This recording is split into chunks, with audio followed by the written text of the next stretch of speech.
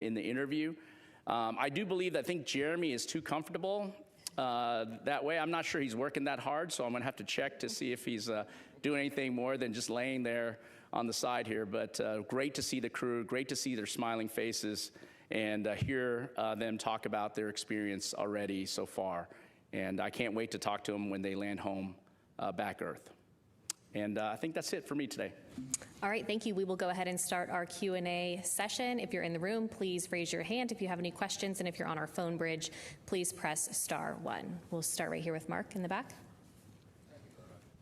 Hey, hello everyone. Good to see you all again. Mark Strassman with CBS. John, I want to ask you a question, if it's okay. You know, there are millions of Americans, unlike people in this room, who are just catching up with the fact that there's a moonshot going on this week. Who knew? So I want to just sort of scoot ahead to Monday's milestone, the lunar flyby. Why does it matter? What do you hope to get out of it?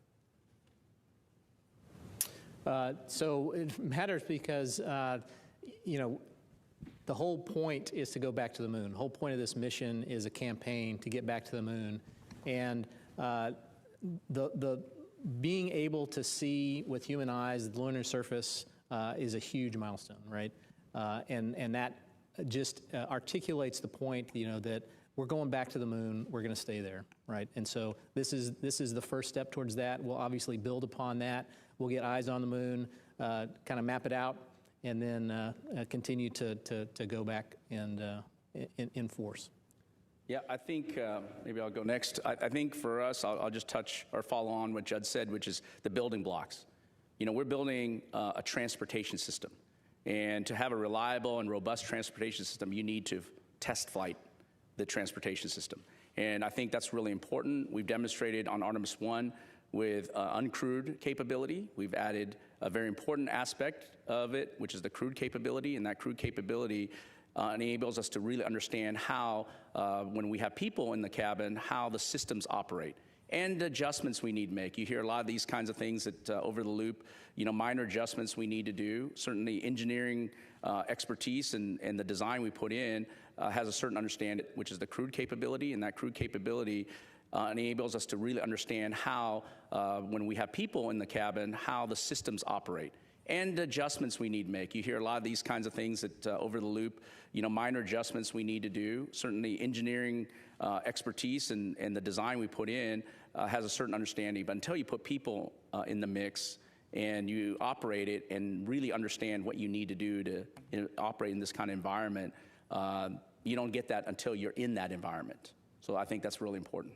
Yeah, part of what we're doing is the technical. But until you put people in the mix and you operate it and really understand what you need to do to operate in this kind of environment, you don't get that until you're in that environment. So I think that's really important.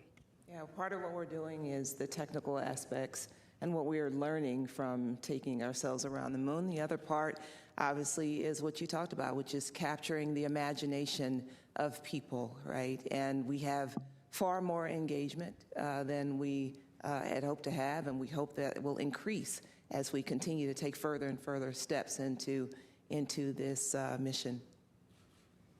Okay, we'll take our next question here in the front, and then Eric next. Hi, Mark Kirkman with NSF. This is probably for both Judd and Howard. I'm very fascinated, we just saw some imagery of the waste dump, and I'm very fascinated with the prediction of needing the correction burns versus what's going to be the reality. I was wondering, because there's so little available material on this on the subsystems, at least publicly available material. Can you summarize the things other than the waste dump that would affect or perturb the trajectory? What vents off of this vehicle as opposed to what we know from shuttle like Fest dumps and stuff like that? And were you surprised that you didn't need this burn? Are we tighter in the prediction than is the reality tighter than the prediction was so far? Yeah, so two parts to that question. First, so the major contributor to dispersions is what we call them, basically unplanned little tiny jets, are the carbon dioxide scrubbers. So they vent overboard, right? Vent the CO2 overboard. And so that's it's supposed to be a non-propulsive vent, but it has some propulsion to it, just like the urine vent has a little bit of propulsion to it. And so that causes minor trajectory deviations. Were we surprised that the orbiter correction or the trajectory correction was a no-burn? No, not at all. I mean, it's well within bounds. What happens really is we have a threshold by which if the required correction is low enough, that means that our fidelity on our lowest thrusting jets, our reaction control system, it's just not worth it, right? And so we'll just build up more errors and fix it on the next trajectory correction burn. I think it's really good to see that we don't need these minor correction burns. It shows that our navigation performance and our ability to get ranging has been outstanding, and that these venting things, whether it's wastewater or the life support CO2 venting, doesn't cause the disturbances that are greater than what we would expect in terms of our performance. And I believe, I think we might have skipped maybe 2. I know we skipped 1 correction burn on Artemis 1 already. And so it's not unexpected. And so the flight control team gets an opportunity to determine when the delta V is very small, whether we actually need to execute that burn or not. Okay, Eric, go ahead. Eric Berger, Ars Technica. Yesterday, Howard, you made a comment about you wanted a little more humidity in the capsule, I think during the briefing, which as a Houston resident is always kind of funny to hear. But just now you mentioned that the humidity level was up and good. And maybe you could just talk about sort of the comfort in the cabin. I think there have been some questions about temperature. So kind of what temperature swings and what's the ambient temperature and sort of crew cabin comfort level? Yeah, I'll let Judd start with the crew cabin temperature, and I can follow up. Why don't we try that? Yeah, so we had a cabin temperature that was in the mid 70s when we first got on orbit, and then we turned off some of the shell heaters, and the temperature dropped around about 65 degrees or so. And then we understood that the crew was not comfortable at 65 degrees. So we turned some of those shell heaters on. We lowered some cabin fan speeds to try to adjust that. And we've gotten it up into the low 70s, mid 70s right now. And as far as humidity, I think Howard mentioned this yesterday, but the carbon dioxide scrubbers really actually want some, a good amount of humidity so that they work effectively. Yeah, so I'll answer, we've got a lot of different kind of knobs to turn to enable the comfort level or temperature changes. For example, the pressure vessel heaters that Judd's talking about, we can go up to 85 degrees. We're not anywhere close to that yet. So that's one knob, and we have other things where we could slow down the coolant loop speed as well in terms of how we trade the heat or the coolant that's necessary to go in the cabin as well. So a lot of different options are available. And overall, keeping a steady state relative to humidity in the cabin allows us to make sure we get good readings also from the CO2 and the CO2 scrubbing associated with that humidity. I do want to remind us, though, that this is a part of what we want to do. We want an opportunity to be able to exercise these knobs that Howard is referring to so that we have a good characterization of the system going forward. We understand the capability of the spacecraft and its systems. This is what we want. Okay, we'll take our next question right here. Thank you, Mark Carreau with Aviation Week in Space Technology. I wanted to refer back to the external survey you did with solar array cameras of the Orion and the service module, just to see if you saw anything initially of concern that would have been damage to the exteriors, or it looks good. Yeah, I have not personally seen the photos from our survey. I did watch it a little bit on TV as well, but I have not heard anything that we're concerned about, Mark. I think we will continue to go to fine detail and look at the pictures. Our thermal protection system team is doing that right now, and they'll give me a report out tomorrow morning and show me anything that they found relative to any damage. But we don't see anything relative to the back shell panels or anything like that that would cause anything of concern based on a preliminary understanding. Okay, Jackie, go ahead. Hi, Jackie Waddles, CNN.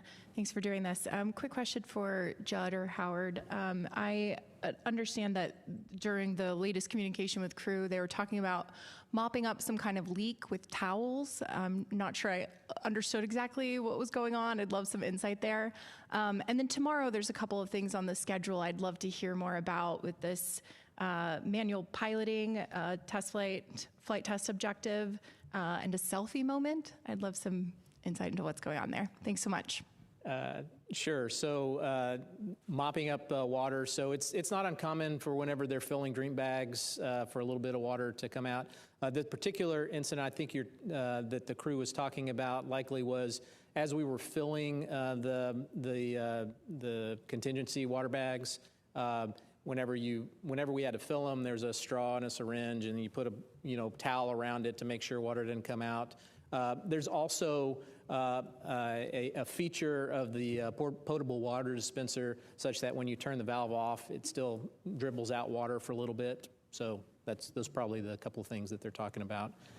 As far as tomorrow's objectives, manual piloting, so we're going to do 2 different modes. It's called 6 DOF and 3 DOF, 6 degrees of freedom and 3 degrees of freedom.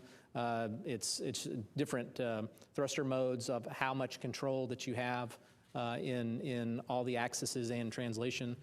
So we're just going to it's another test objective of how the vehicle handles. And selfie, I think that's probably a selfie of the Orion vehicle with the cameras. Yeah, very similar to what we did on Artrmis 1, where we had, I think, the biggest selfie stick in the world and allowed us to take all those beautiful pictures. We were originally intended to have those solar array cameras do the survey that Mark was referring to that we did today. But because we were performing so well that we were able to use one of the arrays as a selfie stick, and so that was terrific. All right, we'll head to the phone bridge for a few questions. Our first question there is from Joseph Howlett with Scientific American. Hi, Joseph Howlett here, Scientific American. I'm curious about how the crew is faring on board, how their spirits are. I was surprised that they only got to talk to their family now, and how did those conferences go? Yeah, so we'll say a little bit about that. They are in great spirits, and they are really excited about the opportunity to be there and what's going on. Obviously, they've been very, very busy the first couple of days, especially leading up to translunar injection. But now that we've gotten through that, that's why there's been an opportunity for them to do things like have a conversation with their families. And in terms of the great things that are going on, they did get awakened this morning with a song called In a Daydream by the Freddie Jones Band. So there's a lot of fun things going on in addition to a lot of hard work. Okay, our next question on the phone bridge is from Micah Maidenberg with the Wall Street Journal. Hey, I just had a couple of quick ones for Judd. Judd, I wanted to make sure I understood this lunar science observation period.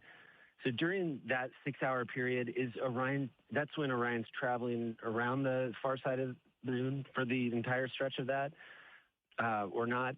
And do you know approximately when on Monday that 6-hour period begins, like in Eastern or Central time? Thanks so much. Yes, I can get that for you. As far as what we're doing, it's essentially when we start our closest approach to the moon. It's pretty much the entirety of that day we'll be able to see the moon, and so what we're doing is we're doing visual observations, taking camera shots of the moon and the like. As far as when we start it, it's going to be UTC of around 1830 UTC on the 6th. So subtract 5, that's 1330 Central Time, and it'll be going on for most all of that day, right? Because they'll be at their closest approach and pretty close thereabouts during that entire time. Okay, we'll take one more question on the phone bridge and then back here in the room. Our next question is from Marcia Dunn with the Associated Press. Oh, hi. Thanks for taking this. Probably for you, Judd. NOAA just issued a geomagnetic storm watch, G2, coronal mass ejection. I know you guys are watching this throughout the mission, but will this one, it doesn't seem to be too bad, but will the crew be doing any precautionary measures because of this? And same question from yesterday. What's the latest revised numbers for closest approach to the moon, all the numbers and distances? Thank you. All right. Yes. So we do have our radiation specialists that monitor all of that stuff, and if any of the sunspot coronal mass ejections happen from the sun, if they get to be a concern, then obviously we have mitigations, radiation shelters we put up. We do not expect that from this one, but we are continually monitoring that.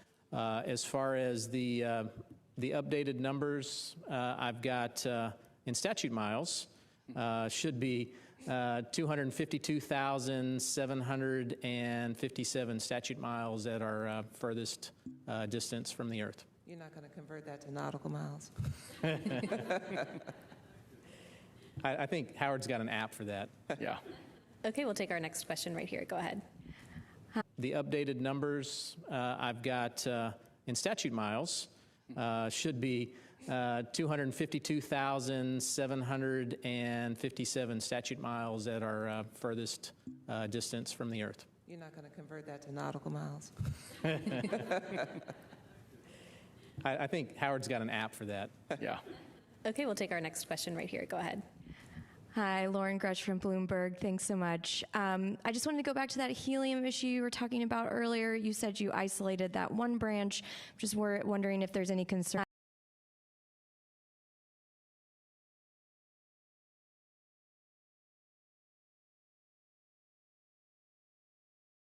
Hi, Lauren Grutch from Bloomberg. Thanks so much. I just wanted to go back to that helium issue you were talking about earlier. You said you isolated that one branch. Just wondering if there's any concern if the second branch that you're relying on now has a similar issue, or is that redundancy you mentioned earlier, would that kick in for this problem? And then I've just been listening to the loops, and it sounds like there have been various, sensor issues or issues that are cropping up that don't seem to be an issue, like there was a suspected cabin leak, caution alarms that were coming on, but then turned out to be false alarms. I'm just curious if you're sensing any pattern with that, or is that just random glitches for a test flight like this? Yeah, I'll start. The other second branch on the oxidizer side is performing very well. No issues there. And so, again, that redundancy is there, and I said earlier, we do not need to regulate either on that line either for the rest of the burns. So I think both redundancy paths are in good shape. I would say, and I'll let Judd maybe talk some specifics. In general, Lakeisha said earlier, we're learning from this vehicle, and the caution warnings are based on limits, and those limits are established jointly with the engineering team and the flight operations team. However, we have to operate in the environment. We have to, account for variations. And so I think sometimes we don't get it fully right. And when we don't, we correct it, and we'll make adjustments real time where we can. And if we need to, we'll make adjustments for the future as well once we get all the data. So I think all those things are part of the learning that we're doing, and certainly good to keep the team on their toes. And making sure that we're not only watching the systems very carefully, but we understand what the system is telling us, and we're adjusting based on what we understand from the data. Yeah, and I'll add to that. So it's important to remember on Artemis 1, we didn't have a caution and warning system because we didn't have a crew on board that we needed to alert them about, right? And so while we did measure, all of the things we did, we obviously didn't have an ECLIS system on board either, so that we knew what the behavior of that was going to be. So this is all part of exactly what Lakeisha is talking about. This is learning. This is learning how the vehicle operates with the human system in the loop, right? Okay, we'll go to Bill next. Hi, Bill Harwood with CBS News. This is a question I get asked a lot, and I realize that it depends on who you ask how it gets answered. But given all the Apollo missions, the satellites that we've had around the moon at much lower altitudes than these guys are going to be at, The question I get is, what do human eyes really bring to this? Even if they've got nice cameras in their hands, they're a long way from the surface. I mean, 4,000 miles. What is this bringing that we don't already have from satellites and past missions? And I'm not saying that as a devil's advocate. I'm curious how you frame that in terms of the priorities of the mission. Thanks. You want me to go first? I can start, yeah.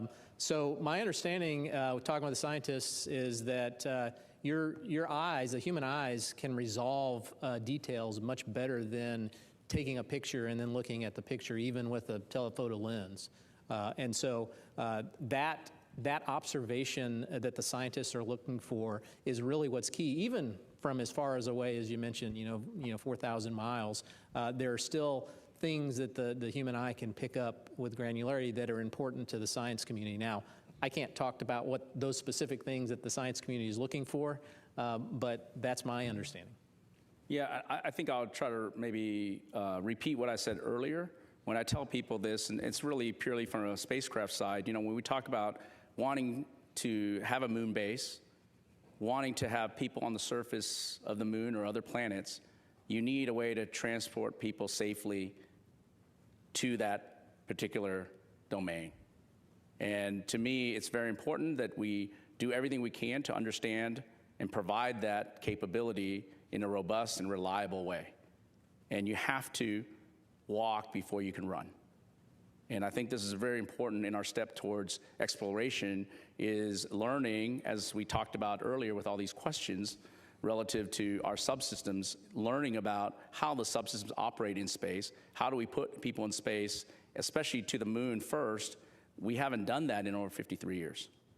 This is a whole new generation of learning that we're trying to do. Certainly we learned a lot from our Apollo, I call giants, but we have our own learning to do, and we're trying to be more capable, and we're trying to provide more numerous opportunities to go to the moon so that we can put people down on the surface.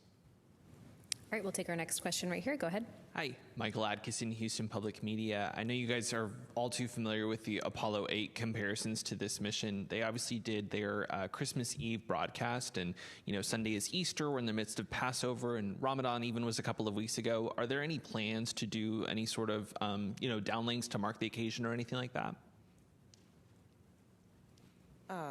There will be an opportunity, obviously, to hear from the crew, and we will be having a conversation in terms of what they intend to share with us.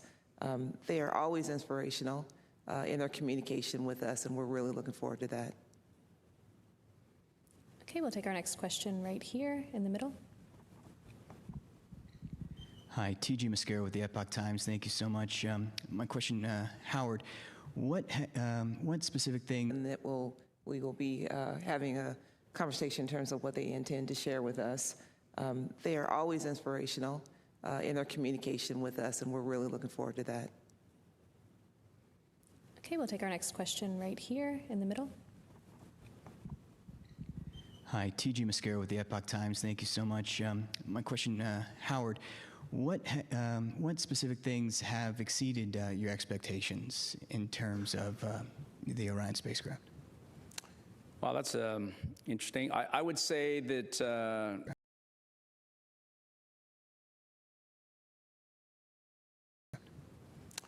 Wow, that's interesting. I would say that, just how happy and how well trained the crew is and our teams are to just work through just minor issues that we've had.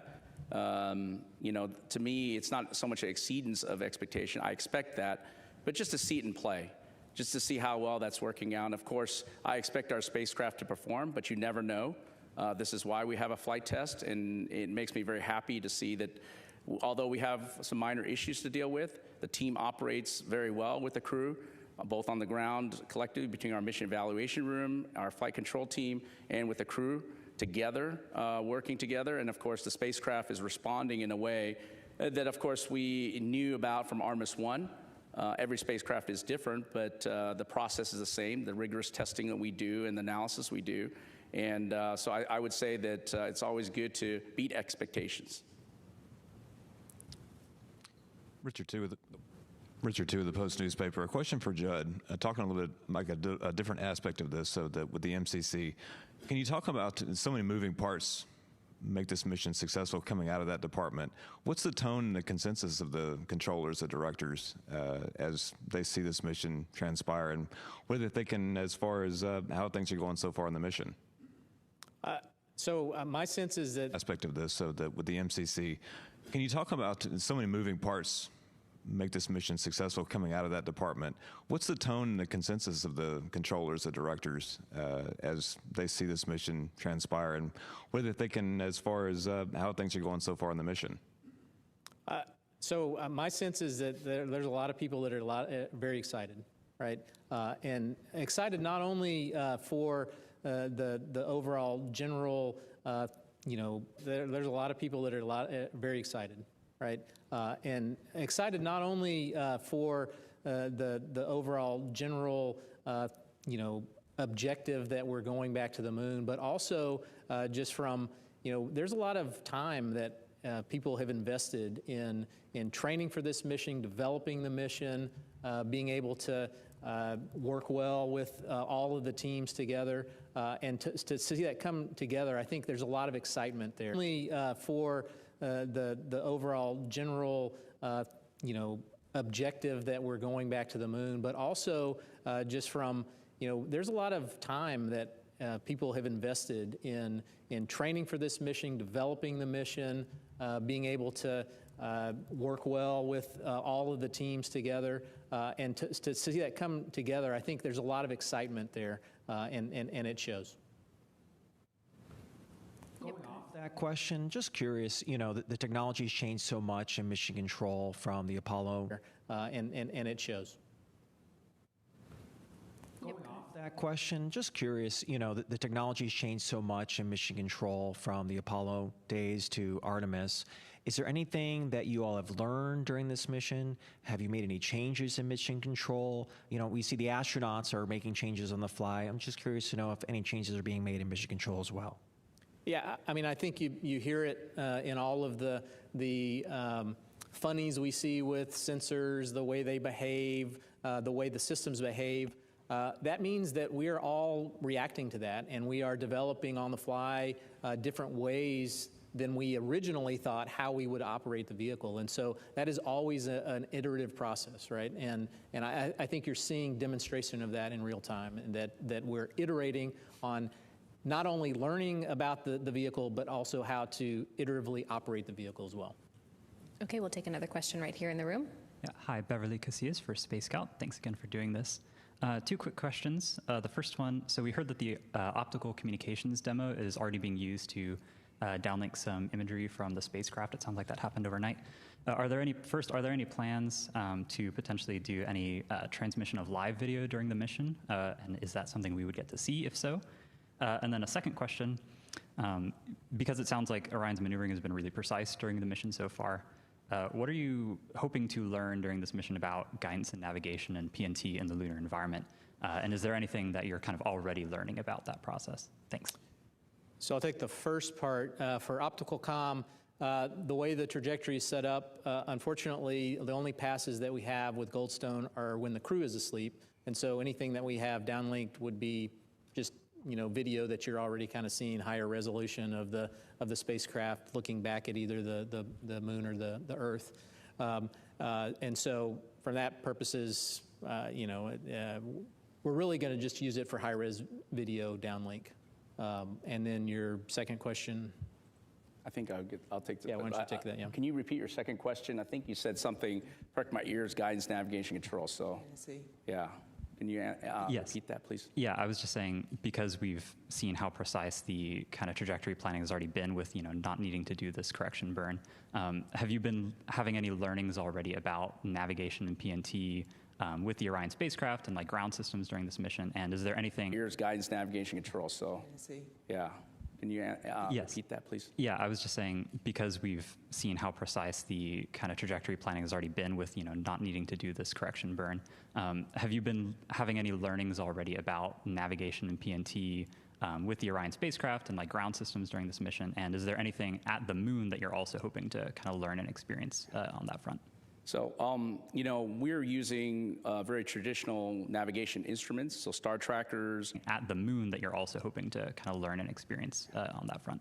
So, we're using very traditional navigation instruments, so star trackers, the inertial measuring units I talked about yesterday. I think those are, we expect them to be precise. They're tried and true navigation instruments or sensors that are on a lot of spacecraft across the board. I think one of the things that we may have not talked about a lot is we have a capability on Orion to navigate without ground comm, and that's the optical comm system, and optical navigation system, and that's a camera-based system that gives you a really good enough navigation knowledge to be able to return the crew home and perform the mission. And so that's something that's a new capability that we're very interested in. I know the navigation team is certainly very interested. We did do some testing on Artemis 1, and we learned a lot from that. We'll learn a lot from this because it basically takes pictures and translate that size of the moon or the Earth, depending on which way you're pointed, and gives you navigation knowledge from that. So again, that's a tool that we expect. And of course, as an old controls guy, control systems, ability to have good latency or no latency potentially, and ability to fire the jets when you need it, the combination jets you need them based on your offset center of gravity and where you are in terms of your mass properties are really a great knowledge across the board of understanding. We put a lot of effort into protecting for a lot of dispersions, as Judd's talked about previously.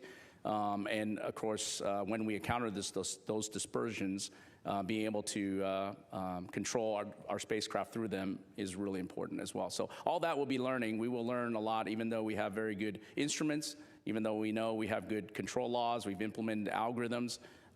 Every mission is a great learning event, and it's really great to see that the precision of the work we put in is being replicated on orbit.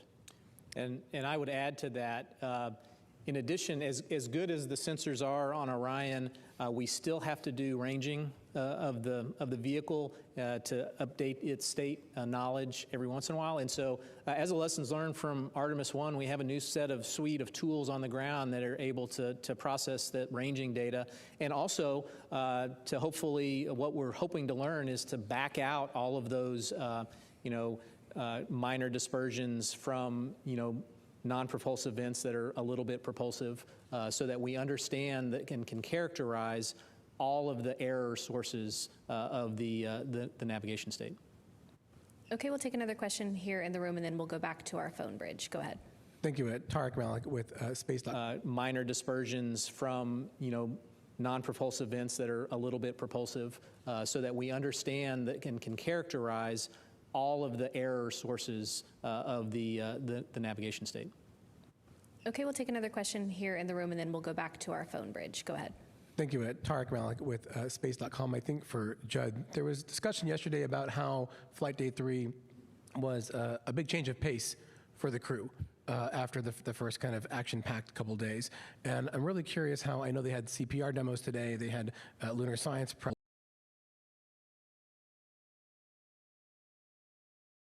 days. And I'm really curious how, I know they had CPR demos today, they had lunar science preps today, how that change has gone. And then I know that tomorrow they've got some scheduled time, at least 20 minutes, to take photos of celestial bodies. And I'm just curious, if it's not the Earth and the Moon, what else might they be taking pictures of out the window in their personal time there? Thanks. Yeah, I mean, I think you probably saw in some of the videos, the crew has a lot more time on their hands than they did in the first days. We were able to present them to you and have them talk to the media. As far as the pace, yeah, I think you can probably tell from the downlinks that the pace is quite different than it was the first couple of days. As far as celestial, I mean, they're taking pictures of stars and moon and sun, right? So anything they can see that is of interest. Okay, we'll head back over to our phone bridge. Our next question is from David Denault with About Space Today News. Go ahead. I need to do a follow-up regarding the cabin temperatures. Has NASA determined a desired temperature and a desired humidity? And is there any relationship to that with the carbon dioxide? As far as the desired cabin temperature, that is up to crew discretion, right? And so we're simply going off of what feels best to them as a consensus for the 4 members of the crew members. Humidity, we have to have some amount of humidity. I think we mentioned earlier for the carbon dioxide, we don't want it to be Arizona dry, I think is the term to use. We certainly want, but obviously the crew doesn't want it to be Houston humid either, right? So. Yeah, that's about right. Yeah. About 70s and about 25%, somewhere around there. Yep, they're comfortable. Okay, we'll take another question from our phone bridge. Our next one is from Allison McGraw. Go ahead.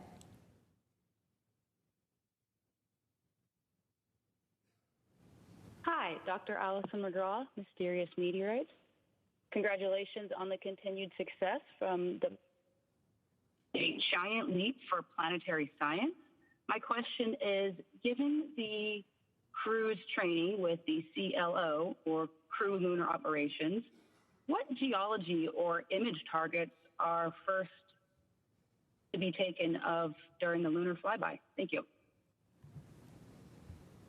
I think we heard your conversation about images supporting geology. Yeah, so the crew is definitely going to be preparing themselves during the lunar flyby and during the time that they are going around the moon to take images. They are actually working now with the science team that has gotten underway, and they are doing preparations and working together to figure out what will be of interest and what they expect to see on flight day 6. And so that coordination continues as guided by our science team. Okay, we'll go ahead and come back here to the room. If I can get a show of hands, how many more questions we have. Okay, we'll jump right over here. We'll take a few on this side, and then we'll come back over to this side. Hello, Dan Lenahan from the Naval Postgraduate School. You've talked about this mission being a flight test program and an envelope expansion. And with the importance of the International Space Station, can you maybe talk about how the systems in Orion were originally kind of tested out prior to this mission in order to kind of succeed? Yeah, I'll start with the Universal Waste Management System, or the toilet. The same toilet was flown on space station. I think the crews there were able to operate it for roughly about 2 weeks, if I remember.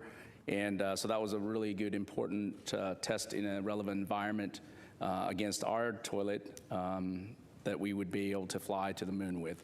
So that's one piece. I don't think there's probably smaller equipment, like, for example, the CO2 removal system. The heart of it is these amine beads. They absorb CO2 and then we vent it out. The same technology is on the space station, different way on how they approach it, but very similar in terms of absorbing and desorbing of the CO2 that comes from us humans. And that was also a really good foundation to stand on in our confidence associated with ability to remove CO2, although in a different manner on board our spaceship. So those are probably the big items that I would translate between what we've learned from space station and what we've applied for Orion. Okay, we'll take our next question right here and then right behind you after. Thank you. Jonathan Seri with Fox News. I'm interested in the medical equipment on board. How did the CPR demonstrations go? How did the other demonstrations go? And then if you could explain Avatar. I understand what it is, but I don't understand how the chips interact with the cell samples. If you could school me on that. So they haven't done the CPR demo as of yet, or at least as I started the conference. So that's later on today. Avatar. So we don't have a science representative here with us today, but as best I understand that Avatar is actually analog tissue samples from the crew members, and they have been brought on board, and there's going to be an expectation that they'll be evaluating those samples for how they react to the environment while they are on this mission. Avatar is actually analog tissue samples from the crew members, and they have been brought on board, and there's going to be an expectation that they'll be evaluating those samples for how they react to the environment while they are on this mission, including reaction to exposure to radiation as well. And so when it gets back, we'll be very interested to understand what they learned, including reaction to exposure to radiation as well. And so when it gets back, we'll be very interested to understand what they learned, both from the crew themselves as well as their avatars. And Jonathan, if you need anything else on that, we can get it to you after the press conference. That'd be great. Thank you. Go ahead. Robert Coppinger, the British Interplanetary Society's Spaceflight magazine. Do you have any information on the status of the CubeSats that were deployed? Sure. All 4 CubeSats were successfully deployed on the planned timeline about 5 hours after launch. There has been positive communication with 2 of the CubeSat satellites, the one from Saudi Arabia as well as the one from Argentina. And then in terms of how they're faring, at this point, it would definitely be best to reach out to the payload owners in terms of how they're doing. But they absolutely were deployed as expected. Okay, we'll take another question over here, and then we'll head back over to the right side of the room. Hi, Katrina Miller from the New York Times. Any milestones we can expect for the rest of today? What are you 3 focused on for the latter half of day 3? Sure. As was previously mentioned, we have the CPR demo. We'll have another press conference with the crew. They'll go look at do their med kit evaluations of what they have on board. Also, we have, as far as communications with the Deep Space Network, we're going to test out again the emergency comm mode in a more deliberate fashion. And I believe Jeremy has a press conference with so it's a CSA press conference, and then some more planned medical conferences. Okay, we'll take our next question from Will. Go ahead. Hi, Will Robinson Smith with Spaceflight Now. Thank you all for the time today. Question for Howard. It might be a little bit early to ask this, but from the performance you've been seeing in Orion so far on hardware and a software side, do you foresee any notable changes or updates to hardware or software for the Orion spacecraft that will fly Artemis 3 at this point, besides the heat shield, of course? And then the images that we've seen so far for whoever wants to take this, so far have come from Reed Wiseman. Don't know if that's just happenstance or, if the other crew members are getting good pictures, but will we see a variety of the photography skills in the days to come? How is that kind of being decided and divvied up at this point? Thanks. All right, I'll take your first question. I think walking into this meeting, or this mission, and hearing from you here relative to just the software changes we're talking about are going to be caution and warning for sure. The limits that we put on, we're going to learn a lot from this mission. So there's going to be, I call them software. You probably don't think of them as software, but really data values for limits. So those will be changing for sure. We have not seen any issues with our flight software, the actual code itself. Of course, we'll learn a lot more as we go forward next few days. Hopefully we'll find nothing. But we don't, we'll make some adjustments if we need to for Artemis 3. Our software development is still a few months ahead of us in terms of completing it. We've got a lot of the software done already. Of course, we've got a lot of software for Artemis 2. From a hardware perspective, there's a lot of learning. These, I would say, minor issues that we've encountered and these isolation valves, et cetera, we're going to go check those out and try to get the root cause. And if we have any things that impact our ability to fly at Artemis 3, we will work that. Hey, Howard, why don't you also touch on the different camera capabilities to include the mobile phone cameras, et cetera?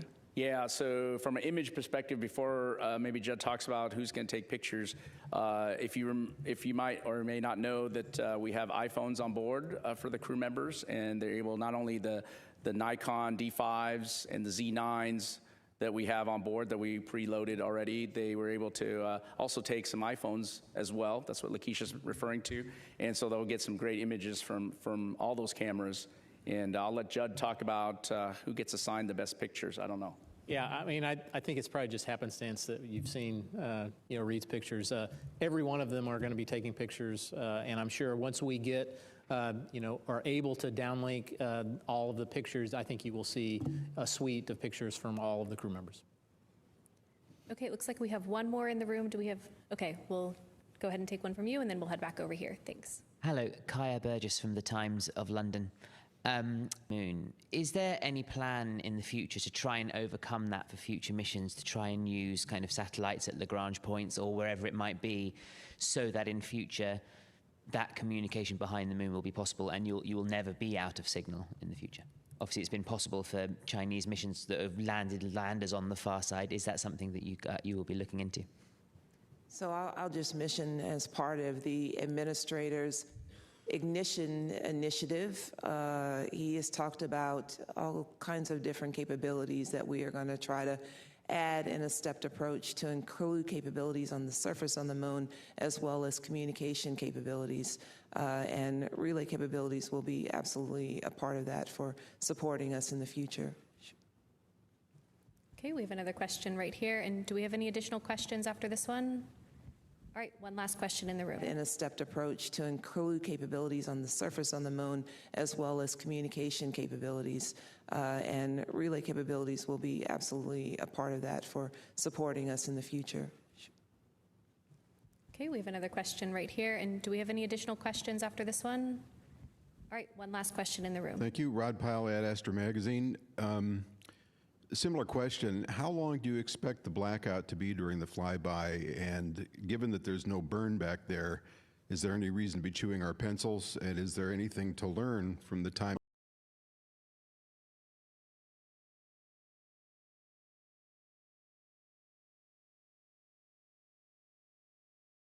How long do you expect the blackout to be during the flyby? And given that there's no burn back there, is there any reason to be chewing our pencils? And is there anything to learn from the timing when they come back out and you reacquire signal? Thank you.